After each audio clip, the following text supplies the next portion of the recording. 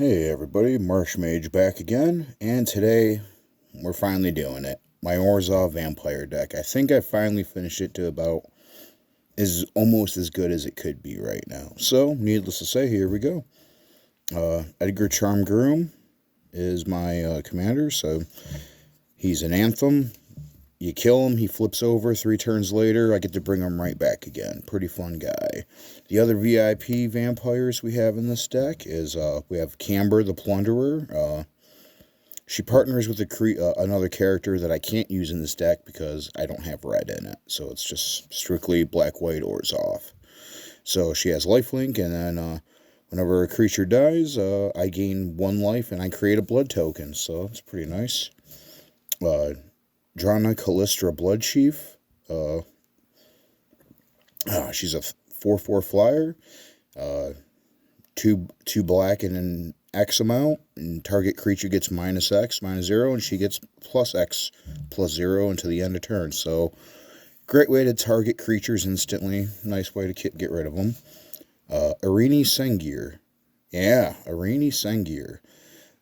White enchantments and green enchantments cost an additional 2 to cast. Nothing fancy, but I like that. I've always liked the Sengir family, as you're going to see soon enough. Anawan, the Ruin Sage. At the beginning of your upkeep, each player sacrifices a non-vampire creature. Since every creature in here is a vampire, it's not going to affect me, almost. Except this guy. He could be affected by it. Izan's Shade. 5/5, protection from white. Not a very great card, but just so happens to have one of my favorite artworks, and it's just one of my, I always like this card for some reason. I don't know why. I think I've always liked the story of this guy, and it's a shame that Homeland's never got a return so we could see what's become of him. Good old Baron Sengir. He's a flyer. Whenever a creature is put into the graveyard the same turn this guy damages it, he gets +2/+2, and tap him to regenerate target vampire. So, yeah. We have Timothar, Baron of Bats. So, ward, discard a card, so they got to throw away a card to even attack them. And whenever a non-token vampire dies, I exile it. I pay 1, then exile it. Create a bat token, and as soon as that bat attacks somebody, I can sacrifice it and then return the exiled vampire to the battlefield tapped. So, great way to keep creatures out of the graveyard, right? And then finally, Count Dracula. Yeah, the Sorin the Mirthless edition. So if you know what Sorin the Mirthless does, you know what he does. Do I have a Sorin in this deck? No, I probably should, but hey. The rest of the vampires go into this little party here, as we have the Bloodlord of Vazgoth. Bloodthirst 3, flying, and whenever a vampire creature is cast, it gains Bloodthirst 3, so very nice. We have a Vampire Warlord, sacrifice another creature to regenerate the Vampire Warlord. Nothing fancy, but it gives me a sack outlet if I need to. Falconwrath Noble, flying, whenever the Noble or another creature dies, target player loses a life and I gain a life. Necropolis Regent. Flyer, whenever a creature I control deals combat damage to a player, put that many +1/+1 counters on it. So, it's a great way to boost up any creature you want just by attacking. Drana's Emissary, it's a flyer. At the beginning of your upkeep, each opponent loses a life and you gain a life. Simple enough. Bloodsworn Squire. 1 in a black, discard a card. She gains indestructible until the end of turn, tap her, and if there are 4 or more creature cards in my graveyard, I get to transform her into a Bloodsworn Knight. We have Wedding Security. Whenever Wedding Security attacks, I may sacrifice a blood token. If I do, put a 1/1 counter on Wedding Security and draw a card. Tithe Drinker. He is a lifelink, and he has Extort on him. Nothing fancy, but just a nice little nice little trick. Patron of the Vein. Flyer. Whenever this creature enters the battlefield, destroy target creature an opponent controls. Whenever a creature an opponent controls dies, exile it and put a +1/+1 counter on each vampire I control. Very nice. Blood Artist, I assume, needs no explanation. Whenever a creature dies, target player loses a life and I gain a life.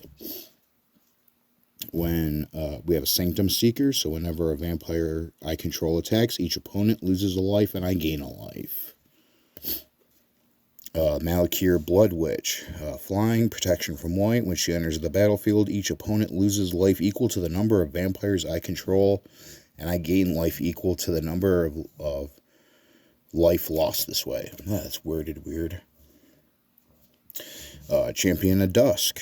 When he enters the battlefield, I draw X cards and lose X life, where X is the number of vampires I control. So, in a pinch, decent draw engine. Bloodline Necromancer. Lifelink. When this creature enters the battlefield, return target vampire or wizard creature card from your graveyard to the battlefield. Voldarin Bloodcaster. Flying. Whenever this creature or another non-token creature I control dies, create a blood token. Whenever I create a blood token, if I control 5 or more blood tokens, transform her. Markov Purifier. Lifelink. At the beginning of your end step, if you gain life this turn, you may pay 2 mana, and if I do, draw a card. Unholy Officiant. Vigilance, and then 4 and a white, put a 1/1 counter on it. Welcoming Vampire. Flying. Whenever one or more creatures with power 2 or less enter the battlefield under my control, draw a card. It only triggers once a turn. Kind of stinks on that last sentence, but, you know, whatever. Blood Rage Vampire. He's got Bloodthirst 1. Bloodcrazed Socialite.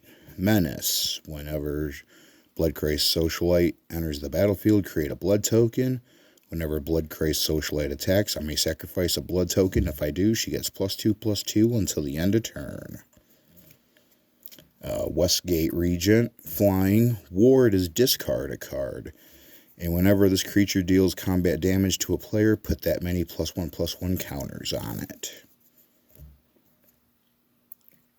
Falconwrath Forebearer. Flying. Can't block.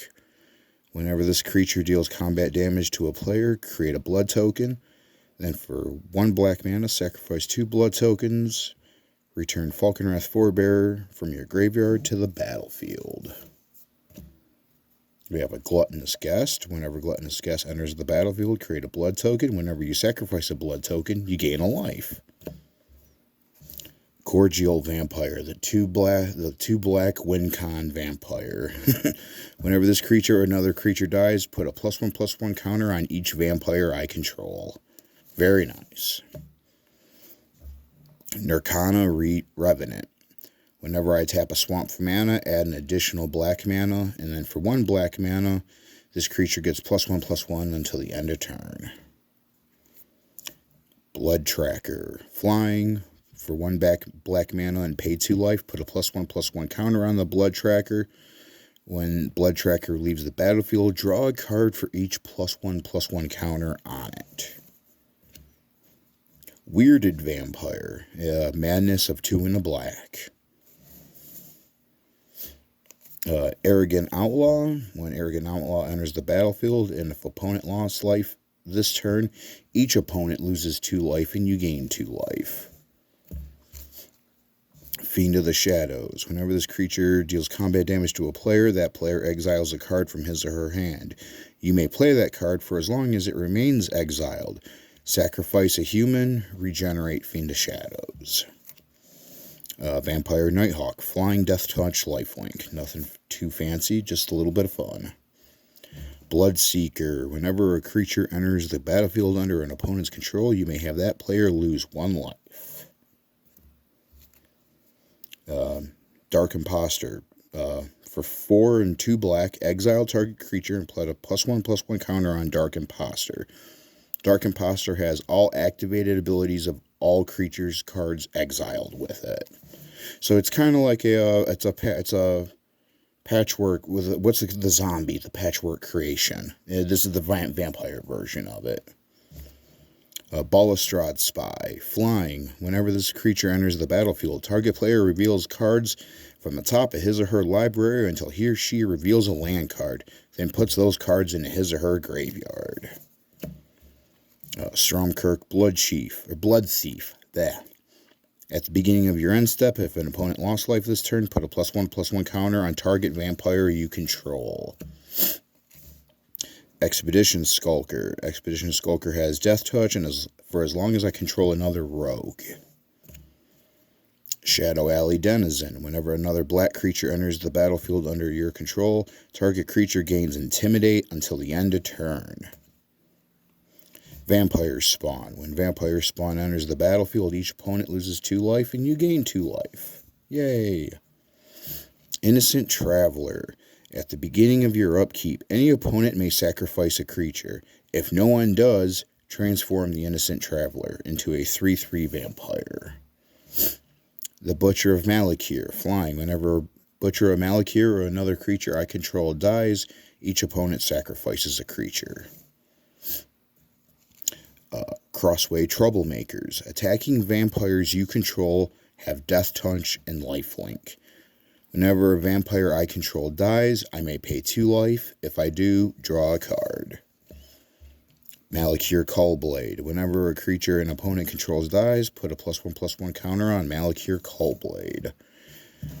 Keru Bloodsucker. Whenever a creature you control with toughness 4 or greater dies, each opponent loses 2 life and you gain 2 life. For 2 and a black, sacrifice another creature, put a +1/+1 counter on Keru Bloodsucker. And the Rabid Bloodsucker. Flying. When Rabid Bloodsucker enters the battlefield, each player loses 2 life.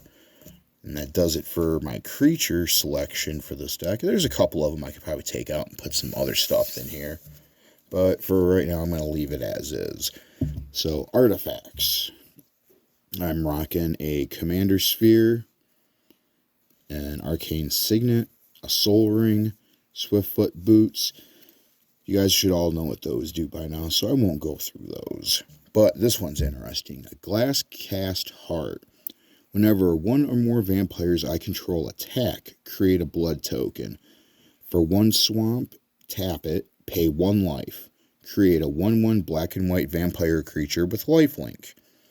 For 2 black, tap, sacrifice the Glasscast Heart and 13 blood tokens. Each opponent loses 13 life and I gain 13 life.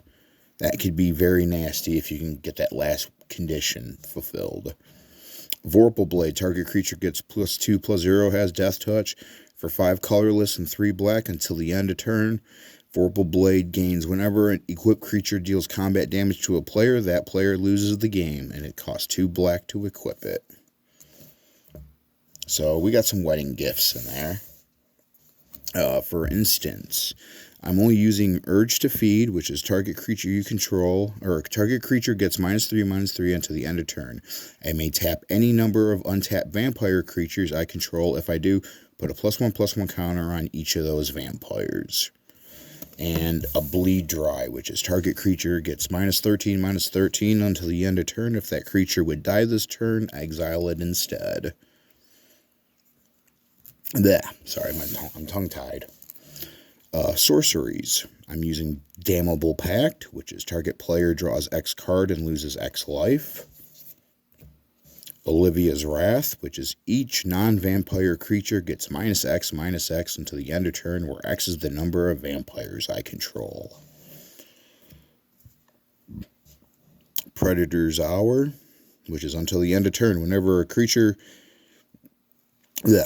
So let me start over again. Until the end of turn, creatures you control gain menace, and whenever this creature deals combat damage to a player, exile the top card of that player's library face down. You may look at that and play that card for as long as it remains exiled, and you may spend mana as though if it were mana of any color to cast that spell. So steal cards from your opponents whenever you attack. Pretty nice, not some fun there. Edgar's Awakening. That's probably what I should just call this video, is Edgar's Awakening, since it's more about this than the wedding. So whenever a target creature card from my graveyard to the battlefield, And whenever I discard Edgar's Awakening, I may pay 1 black. And when I do, return target creature card from your graveyard to my hand. Pretty nice. So for enchantments, I'm only using 2. Molting Snakeskin. Enchanted creature gets +2/+0 and has 2 and a black. Regenerate this creature. And I'm using Underworld Connections. Enchant land. Enchanted land has tap, pay 1 life, draw a card.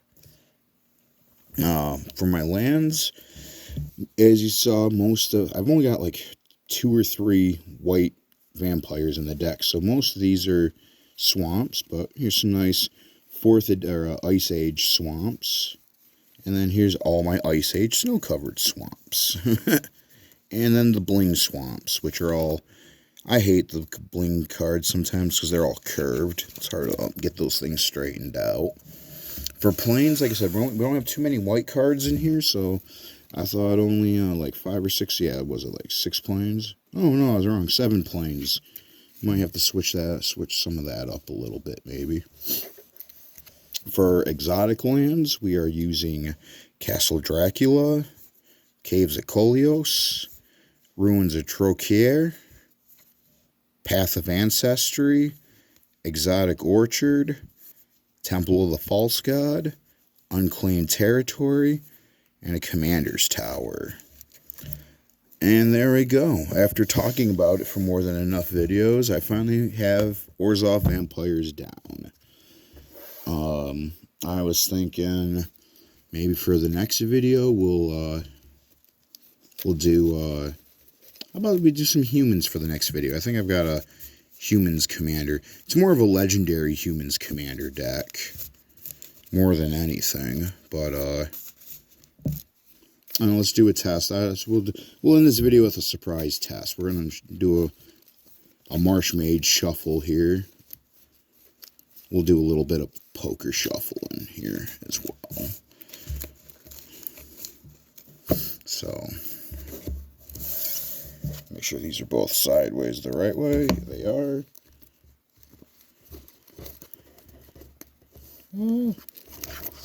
It's so hard to do this way with the sleeves, I admit. Try it again. Let's do. I'm really bad at this if you can't tell. Shuffling with sleeves is not my forte. If anyone's got some tips on shuffling with sleeves, send me a link or something. That'd be nice. So then we got at the bottom, we got 1, 2, 3, and 4. Do the one last time.